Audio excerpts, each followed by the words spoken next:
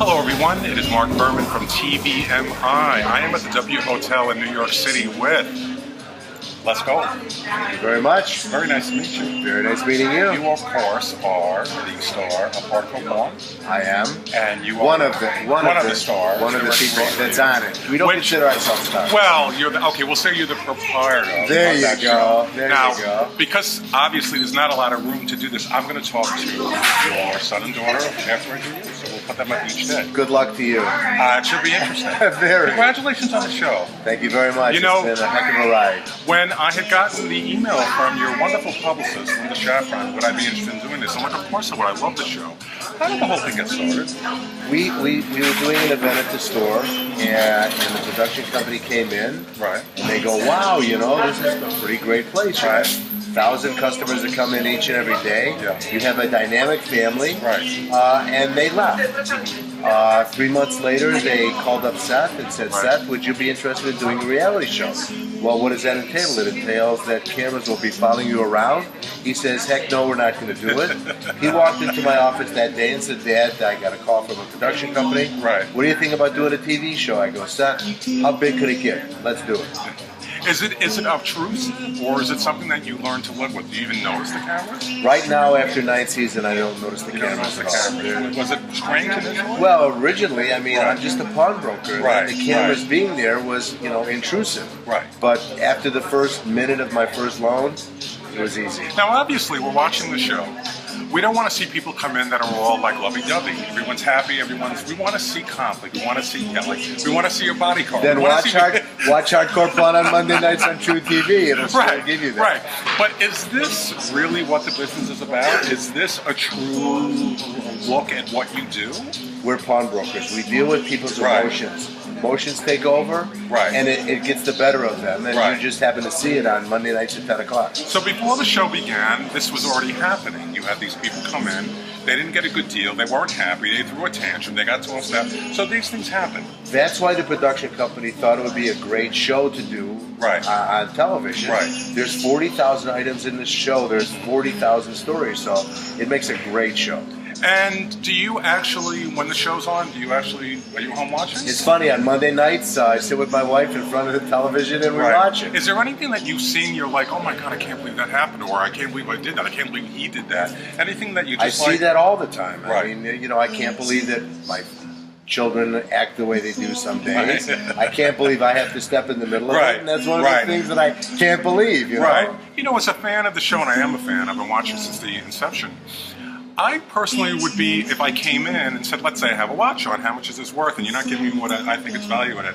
I'm not going to go crazy or go ballistic because I know what's going to happen. I'm going to get tossed out of there. But people do that all the time. People do that all the time. What because they don't realize that that's really going to happen. Right. It's funny because some days when fans of the show come in from all around the world, they go, wow, we hope that we can see somebody get thrown out. Right. Little do they know that, it's reality. Right. So it's not just a reality show that documents things happening. Yeah. It really happens. So sometimes it gets out of hand. I'm actually really awestruck sitting here because I'm really into these docuseries. And how has this changed your life? I mean, obviously you go places you recognize. People know you. They have, how has it changed your life? Well, it's made us, people that as we walk down the streets, anywhere in the world, in Australia, in the Middle East, in Europe, as we walk down the street, people recognize us, and it's very interesting to see their emotions when it comes to us. My my wife has been a fan. She's your fan. She is definitely not my fan. She still tells me to take out the rubbish. But we go to Dancing with the Stars every finale. Oh, do you? And she's always starstruck, taking pictures with everybody. Right. Now when we go, all those celebrities want to take pictures with me. So it's been a crazy ride. Unbelievable. I wrote a New York Times bestseller called For What It's Worth, Business Wisdom from a Pawnbroker. So how has Hardcore Pawn changed my life? in ways that were unimaginable. Has it changed the way that you're running the business? Has anything? Is it basically day to day? You're doing what you're normally doing. Obviously, I never changed it. You know, TV isn't going to change me into changing my business, so it had no effect on the business whatsoever. Now, are you concerned? Do you follow the ratings? Do you come in the morning after the show aired and say, "How did we do? Give me the overnight." What happened? At 4 o'clock, TV by the numbers is a regular on my computer. So yeah, we understand it now. It's very important to us. Right. The demo is important. The ratings are important. You know, if you don't have good ratings, you're not going to be on TV. Right. So it's really important to us. We've been on 9 seasons so far, so the end is not even in sight. How many episodes do you have this season? It's 13 a season. It started originally with 8. But it ended up to be now 13 for a season, then you do a back order of 13, and we have over 170 shows done. It's been a great run. And are you committed to future seasons? Have they renewed it yet? We're committed to one more season according to our contract. We're hoping with bated breath that they pick us up again. And you would continue to do this indefinitely? We'll do it until the wheels are off the car and we have to pull the car. It's really an interesting thing that I'm now 64. At 59, my life changed in ways that were unimaginable. You know, it's interesting you say that because I remember the first time I interviewed Judge Judy, Judith Scheinlin. She had told me that she didn't start doing the show until she was in her 50s. I mean, she obviously had a successful legal career, and suddenly she's this mega TV star in her 50s. So, in other words, is there still hope for me to get recognized? There is hope for you. Right, because I'm in my 50s. Oh, perfect. So you're still in your prime. You haven't lost your prime yet. I'm not in late 50s. I'm still in the middle. So I'm still hoping to get recognized. What do you watch on TV? What do you like? I like reality shows. You know, it's one of those things that I watch because now I know how they actually are. Right. But I like how it's made. A show on science, I really enjoy it. Right. Do you watch anything like the reality competitions like Survivor? I watch all those. Survivor, Dancing with the Stars. I'm not a fan of The Bachelor. I'm sorry. I have to be honest, I'm not a fan of The Bachelor either. I just have a problem with love TV reality style. I don't think it's real. Could be. And I always get a little concerned at the end of the season. By the way, we're in the lobby of the hotel, so the glass is breaking. I think that's an angry person that didn't get the deal he wanted. He's smashing glass. Okay, I'll give you 20 for your watch. No, I have to talk about my watch to see if I can get about 30 grand for it to pay for Bob Mitchell. But no, I don't really think relationships reality style are real. And I also think the end where there's 3 people left and they're kind of spending the night together, I'm like, you know, it's like a House of Ville Repute. It's sort of like a hardcore reality thing, right? We wouldn't call it hardcore. Right. Is there anything you've done on the show that you wish you didn't do?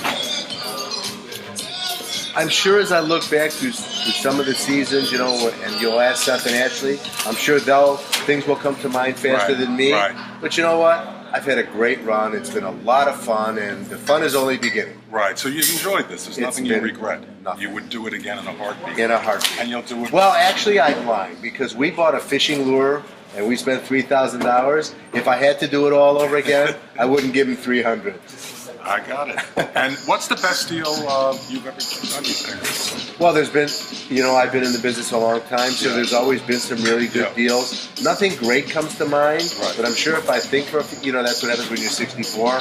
Things don't come to mind as quickly. 64 is the new 44. Yeah, sure it is. No, it's not. My back is still hurting as we're sitting on the couch. And you're the 3rd generation of I'm the 3rd generation with my grandfather, who was my mom's dad. Right. My dad was lucky to get into the business. Right. And then me, and then, you know, Ashley and Seth. And you're a native of Michigan? I'm born and raised Detroiter. Which is where your home base is? Home base in Detroit. We're opening up other locations. We have another location in Pontiac, which is a suburb, and there's some other stores in the near future. Cool. Keep watching Hardcore Pawn and you'll see them. Cool. Well, I really want to thank you. I really enjoyed the show.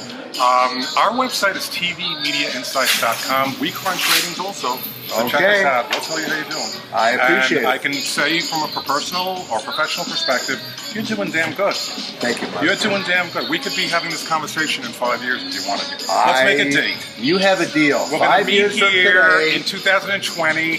You're going to be talking about the show. You have and a the deal. ultimate other spinoffs. You have a deal. Thank you very much. Thank you much. All the best to you. Thank you so much, and good luck with the bar mitzvah. Thank you. Bar mitzvah. If you need to pawn something to raise the money to pay for it, call us. Well, you give me a good deal. American Jewelry and Loan or PawnDetroit.com. If I don't get the deal I want and I go ballistic, what are you going to do? Probably throw your ass out. I wouldn't do it. I'm afraid of you, actually. Now, I'm going to be talking to your son next set. So Okay. He'll be the next one, so thank you. Thank you very much. I will see you guys back tomorrow with the next person. Steph, here. Got Thank it. you very Thank much. you. Bud. All right. Take care.